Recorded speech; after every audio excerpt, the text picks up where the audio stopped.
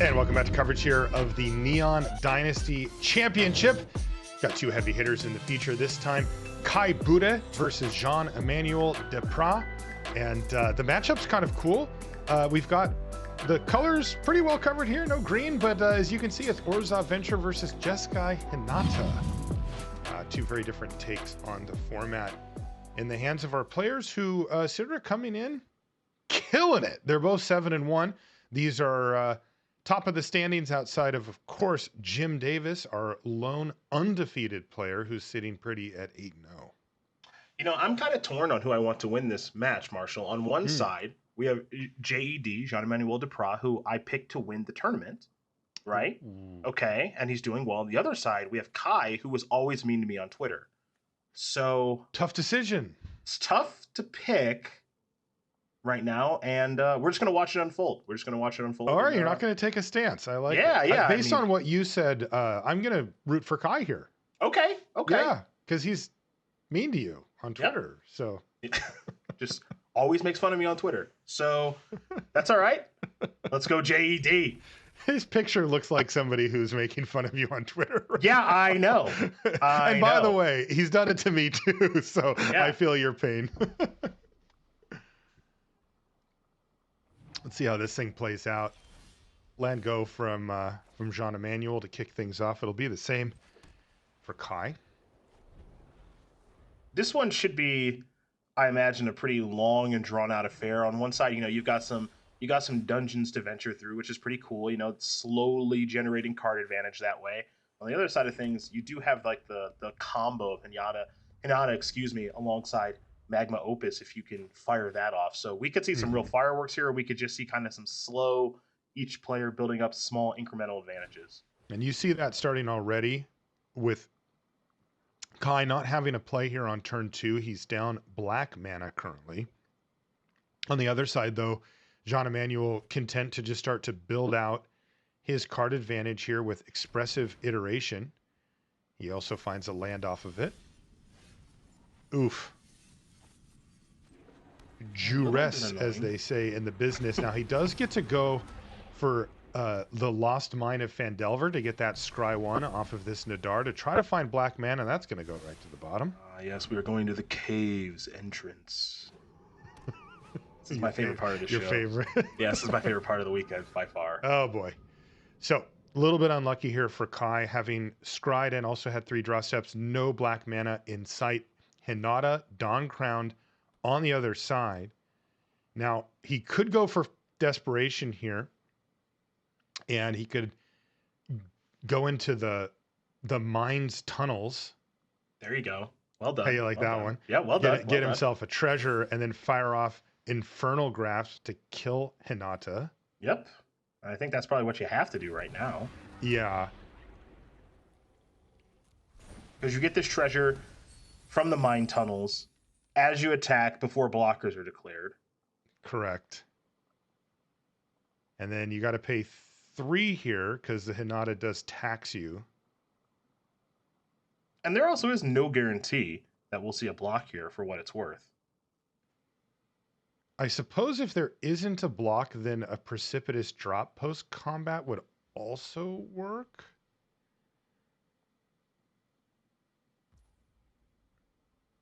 All right, so it looks like you're right. We're going to damage. There you go. Yeah, this is respect for the Wandering Emperor here from Jean-Emmanuel, as Kai could play that, buff Nadar, and give it first strike, which would kill Hinata. Not a very powerful card. So what we could have seen there was an attack and then block and then precipitous drop makes it a little bit smaller. But now what we're just going to see is, all right, here's Infernal Grasp. Just get this thing off the battlefield and let's just keep moseying along. So now everything's going to be kind of back to its normal casting cost.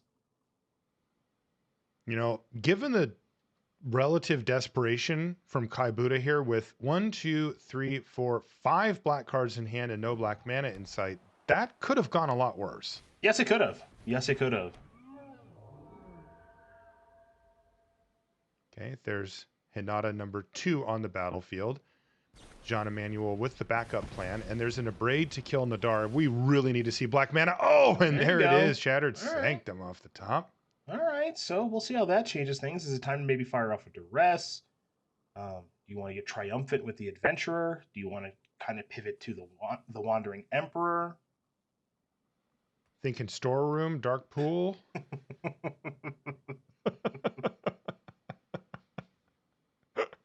uh, I played that set so much, and I didn't realize that each room had its own name until you said it yesterday. Like, if you can't have fun at your job, I don't know what you're doing. Yeah, you're like, oh, he's gonna go to the storeroom, and I'm like, wow, Sed's really going deep, making up names for these things. And you're like, no, it's real. Yeah. Yeah, that's what I spent my week of prep on. Is, you know what? Assuming there's a dungeon stack, I'm just gonna make up room names. That's how I'm gonna spend my week of prep for the tournament. Oh man, it's gonna be a 2-mana duress because of Hinata. That's the whammy there. Seeing 2 copies of Magma Opus.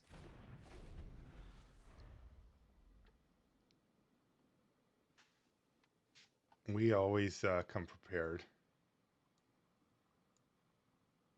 I'm really hoping that we get to the Temple of Dumathoin at some point, though, because that's the big payoff for the Lost Mine of Phandelver. For sure. I'm sure you knew that. Oh well, I mean, who wouldn't? The listening audience. Yeah. Now, if you ask me what's in Cursebound Witch's spellbook, I might struggle a little bit there, but working our way through these dungeons, easy does it. Indeed. A little bit of bad luck there. For Kai, decides, okay, I need to take this turn to go for a duress, but sees 2 copies of Magma Opus, which means that this Hinata, with this extreme ability to lower the mana cost on spells with multiple targets particularly, means that he's going to be facing down an upkeep Magma Opus from Jean-Emmanuel, and that's a big step towards victory for him. Yeah, it's just kind of... It's just got to be. I'm sorry to cut you off there, partner. It's just got to be a little bit frustrating, right? Because you killed a Hinata, and then another one showed up. Then you duressed a Magma Opus. So there's only one in hand. So it's like you just have 2 of both. Right. Come on. It's the there was nothing I could do feel, right? Pretty much. Interestingly, as well, Jean-Emmanuel has been holding back with Hinata to play around the Wandering Emperor, but now decides it's time to rumble because Kai can only do so many things in a turn at this point, having really been stuck. I mean, imagine this game if there was black mana on turn 2. So many of these cards would be out of hand and we'd be looking at a totally different scenario. But as it's played out, maximum pressure here from Jean-Emmanuel, and he's in a really good position as a result. He's got Jwari Disruption that he can hold up. And with the mana issues that Kai's faced, that's looking like a hard counter in many scenarios. Yeah, Jwari Disruption is a totally fine card right now. Valorous Stance looks to be pretty good too. And now here is the Wandering Emperor, which is a totally fine play. Perhaps a prediction there from the German Juggernaut. Or maybe even a spoiler. Hard to say. Indeed. Okay, so Wandering Emperor is going to take care of Hinata and bump his life total up to 8. That extra 2 life has been very handy. It looks like there is a Spike Field Hazard waiting to finish off the Wandering Emperor. I guess that's that. There's a negate to back up that 3rd copy of Hinata. That's going to leave 2 lethal threats here for Kai. Excuse me, for Jean-Emmanuel. That's going to make life very difficult for Kai. And let me tell you, whenever you're playing against someone in arena and they do the manual tapping, make sure they leave up a certain couple different colors of mana. You are, yep, it's trouble. It's trouble. It's trubs, definitely.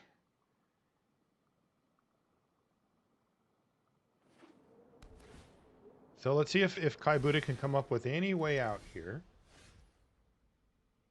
He does actually have a few plays. The precipitous drops are decent here in that they're cheap, right? They got rebalanced down to 2 mana, and he can actually fire one off. Even if it gets negated, he can still cast the other one. That's true. And if he goes into the dark pool, that drains your opponent for 1. That would put him at 5. Then he'd need somehow to adventure one more time, which he could do with Nadar that can't be negated, although it can get disrupted. Really tough to find a way out here for Kai. If he was able to venture one more time, then he would be in business, but he's not. So there's a negate on the first drop. This one should be resolving. Disruption is not going to take care of And these that. are costing as much as they used to. Oh, I guess disruption is going to. Yeah, never mind. Because of Hinata, yeah. Yep, goodbye. So tough one there for Kai. Really finally found his way out of that mana situation there, not having black, but it was way too late. Jean-Emmanuel Depraz was way too far ahead. Yeah, so if you're Kai now, I have to imagine some creatures. Maybe this graveyard trespassers are going to come in. Another copy of Duress, probably some copies of Go Blank, because we are more or less in a control / mid-range style mirror.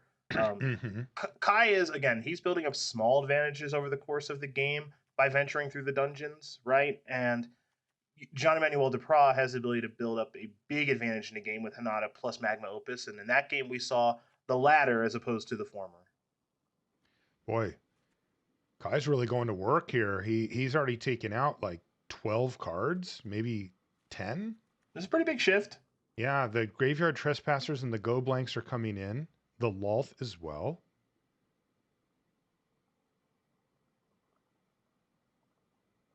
Yeah, the Archon of Myriads are quite poor in this matchup. Again, players are main decking that card because of Runes this weekend, and I think that's part of the reason that Runes is having a very difficult weekend, at least when you and I are watching.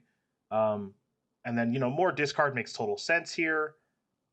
Go Blank is a very good card. Duress is cheap interaction. So there's a lot of stuff that makes a lot of sense here. Kai doing some very heavy sideboarding to be really kind of a really heavy discard deck and make it so that Jean-Emmanuel Depraz kind of has to top deck the right card to get himself out of some very sticky situations. Precipitous drop. He's mad at it. Yeah, Didn't perform well in the first game, so he took all of them out. That's how you become number one. You have personal grudges against Magic cards and punish them by putting them in the sideboard. Hey, whatever it takes. Greatness at any cost. That's right. Got a good look at high-level alchemy here this weekend. We're going to be playing it tomorrow as well, and another couple of rounds here. And cap off our day of alchemy, or our round of alchemy after this with the Alchemy Awards. Maybe a little award show. The Alchemies? Question mark? Whenever you end a sentence like that, the Alchemies? Question mark? I'm gonna have my popcorn ready. Let's just put it that way. Oh, you make rumor has it you make really good popcorn. Oh, I say killer popcorn. See, there you go. It's okay to brag. I say rumor has it because I've never had your popcorn before, but you told me how to make good popcorn, and I have to imagine you do it better than I do because I teacher, master, etc. So yeah. Well, maybe right now, but I mean, you've got a lot of ceiling, right? Like, you could you could kill it. I think you could really take the reins on this popcorn thing and ride it into the sunset. 2 lands in play for each player. No spells cast just yet. My life's work is going to transform from knowing all of the rooms in the dungeons to being a killer popcorn maker. That about sums things up for you and I, doesn't it? It's fine. Got to be good at something. Like you said, you got to enjoy your work. That's right. Go Blank's going to get fired off here, but this is going to be met with negate. So that's an interesting call. It is. You have that Jwari Disruption. Yeah. It's so tempting. Yeah. But Jwari Disruption can counter a creature where negate can't. That's a conscious decision to use that spell as opposed to the other one. So I'm curious if that's going to come back to hurt Depraz at some point over the course of this game. Yeah, the first thing I look at when I see that is, oh, maybe there's a missed land drop coming and you just need to keep it in your hand for that reason. But that wasn't it. There's a couple of other lands there as well. So it was what you said, Cedric. He's thinking I'm going to be able to nab something else with this down the line. Oh, you mean like this? It's exactly what's going to happen here. Oh, Jwari Disruption hits Nadar. High for the Eye Tyrant post-combat, but that was ET being tapped either way. The good news for Kai is that it's not an absolute disaster. He actually had an extra copy of Nadar. When you've got 2 legendary creatures and one of them gets 1-for-1, you're like, shrug, right? Like I've now got the ability to just get the other one down, hopefully. And not the end of the world. Never feels good to get hit by Jwari Disruption, but it is what it is. Shattered Sanctum off the top here for Kai. No mana issues this time around. No, plenty of black and white mana and plenty of mana in general as far as numbers are concerned. Now the question is just, how do you want to sequence the spells? Do you want to tap out for Lisa this turn? Do you want to do Nadar and be a little bit mana inefficient? Is it the appropriate time to maybe set up the Wandering Emperor? Well, our questions have been answered. It's a Forgotten Archangel. It's a bold play here from Kai. Let's see if it pays off for him. See both players bringing in some pretty conditional stuff out of the board. And there it is, Lisa on the battlefield. Test of Talents there for Jean-Emmanuel. And then you see Thraben Exorcism for Kai. Mm-hmm. These are answers that are more narrow than you'd hope for, but as a result, you get them for cheaper. They're easier to cast. Exorcism exiles a spirit, a creature with disturb, or an enchantment. Very curious as to what Jean-Emmanuel Depraz is looking at. Hopefully we can get a good look. Yeah, you can see there's a Hinata that is at least part of the equation. Mm-hmm. But can't see the rest. Hinata is a Kirin spirit, by the way, so Thraben Exorcism is a 2-mana answer. Take care for of it. that. Okay. Oh, Or Bank I guess I Buster. should say a 3-mana answer for it, but still. Sure. All the same. Castable. Reckoner Bankbuster. One of the best names for sure. And that's a nice source of card advantage here for Kai as well. So both players being able to do their thing so far. Yeah, this deck that Kai is playing, it's just kind of like a mid-range mess, but you know, it gets the job. I mean, it gets the job done, right? It's just some good-ish black and white cards. Really, that's about it. And, That's and right. slow incremental advantages via the dungeon mechanic that has been rebalanced to be at least a little bit better in alchemy. It's kind of a weird choice, but that deck tech that Corey did with LSV kind of explained why they're playing it and also why this team is happy with it. Yeah, particularly post-board is where it looks like very much like pile of cards, right? Like just sort of like, look what's happening here. Reckoner Bankbuster, Lisa Forgotten Archangel, and Nadar. It's like, what are we doing, right? Yeah, They're just sort of all cards that are good, right? Yep. Ooh, different dungeon. Oh, are we maging it up? Tomb Annihilation. What are we thinking? Maybe a little Tomb yarn. Annihilation is the turbo. Ooh. Right back into the Lost Mine of Phandelver. Interesting question here on Lisa Forgotten Archangel number 2. If you assume that you're going to win the game as long as that card sticks, you may want to back up, but having one already that hasn't died makes you less likely to want to have a redundant one in your hand. The real question is how much faith does Kai have in Lisa Forgotten Archangel to win the game if on the battlefield? Because that'll tell us what he really thinks about the card. And he kept it on top here. Yeah, that's notable. I mean, it is an incredibly powerful card, and it's probably the kind of card that takes 2 spells from Depraz to take care of. So having a redundant copy does make a little bit of sense. So here we are. Jean-Emmanuel still very much in the building up resources stage of his game here, though. He could start to switch. He has Hinata, he has Magma Opus in hand. You kind of get the feeling that he's wanting to be able to play Hinata, also be able to deploy Tests of Talents at the minimum, perhaps even Magma Opus in the same turn if he can manage it. He does have 2 treasures that he's built up as well. Yeah, but how do you kind of navigate through this mess? Because Kai's kind of doing it from a couple different angles. And what I mean by that is you've got Lisa, which is just a powerful card. You've got Nadar, which is going through the old dungeon and generating small incremental advantages. And you've got the Bankbuster over there as well, which is not a card you want to ignore. And that doesn't even take into account cards that are in Kai's hand right now. So Depraz got a lot to think about over the course of the next couple of turns, because in a perfect world, all that I think Jean-Emmanuel would like to do is play Hinata and then, of course, do a little Magma Opus action. And we might actually be very close to that.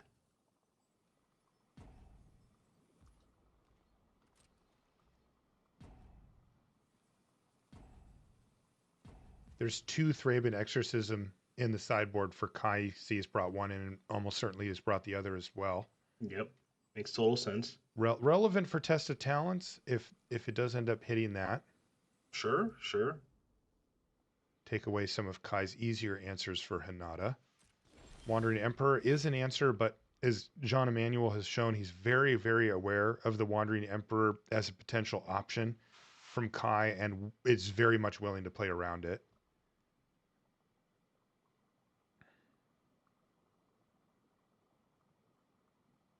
Yeah, the Wandering Emperor is the kind of card that this weekend for all players playing with it or against it, that everybody has it on the top of their brain when you're playing against a deck that has access to white mana.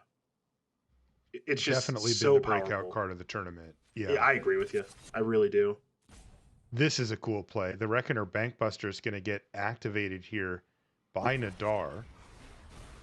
Look at that! Look at that animation. Potentially hiding the Wandering Emperor, right? Because otherwise the Nadar would be a fine attacker.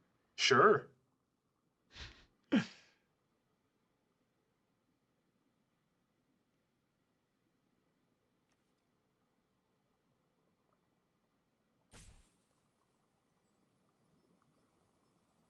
You can see Kai double checking the extra text on Lisa Forgotten Archangel, but there it is. Magma Opus is being fired off. And as I mentioned, you know, there's these times where you can get Hinata down and given the mana efficiency that card has, still be able to not only fire off Magma Opus, but even in some cases use a card like Test of Talents to protect it.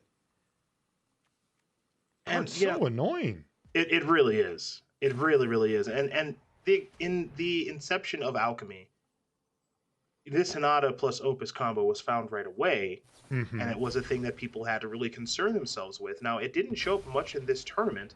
Maybe players weren't able to find a good enough build, or weren't confident enough, or just felt that runes or mono white was extremely strong. And those things appear to be true, but Depraz has apparently found a way to make this 1-2 punch work perfectly for him over the course of this weekend. Yeah, that setup really paid off here with Hinata being there, able to cast Magma Opus and also Test of Talents here to protect. He'll also get to nab the other copy of Thraben Exorcism and does so.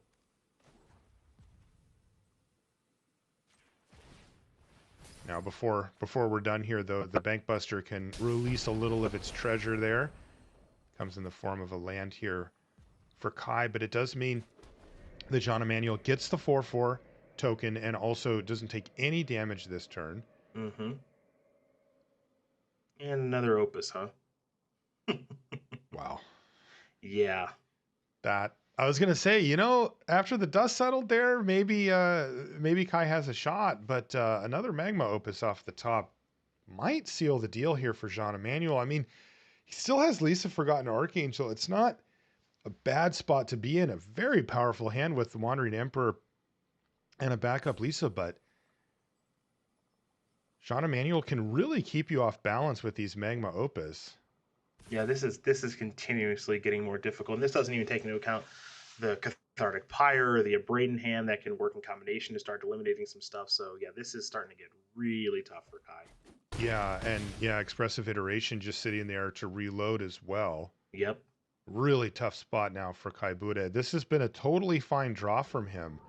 But so far, Jean-Emmanuel's just outclassed him. You know, he's just doing bigger things. Hinata plus Magma Opus is just bigger than Lisa Forgotten Archangel or Nadar attacking a couple times. Yep. Now the grind is on. The Reckoner Bankbuster is providing a steady source of card advantage here for Kai. Here comes another Magma Opus, and Kai must just be rolling his eyes at this point. Yeah, at this point, I have to imagine another Opus is coming. I thought it was coming. Maybe not. At least maybe not yet. Yeah, because, you know, there are good options here as well where Kai is now, now he's like, oh, no. You thought about it, where he can make the 4/4 and tap down a bunch of lands and basically take away the rest of the turn for Kai in a meaningful way and also have a 4/4 that can block Nadar. Sure. Well, let's see how this shakes out. But first, Goblin Lair. Yes.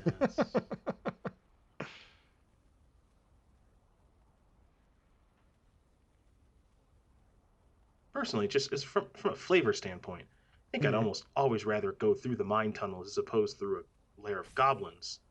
Personally, Yes. when my one reward gives you for treasure and another you get a little goblin from. Yeah, my reward is one of those goblins leaves with me and is happy, I guess.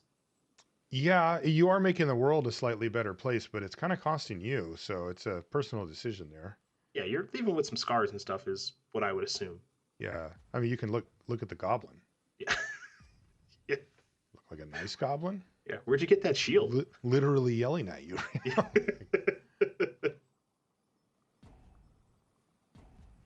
Okay, looks like we're going to see this Magma Opus now.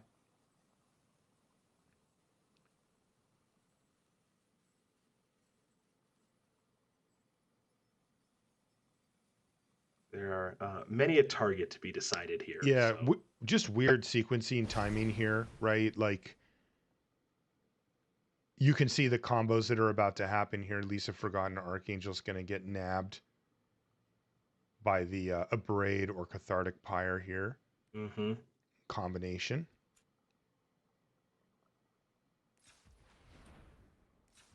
Looks like Kai wants to see what he can do with Wandering Emperor here.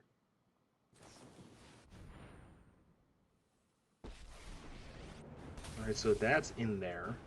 Anyone who harms my people must contend with me. Is this the time to maybe just go minus kill Hinata? This is awesome stuff. This is just so Right. next level, right? Because he could go for that. He is actually just going to let this stuff happen Okay.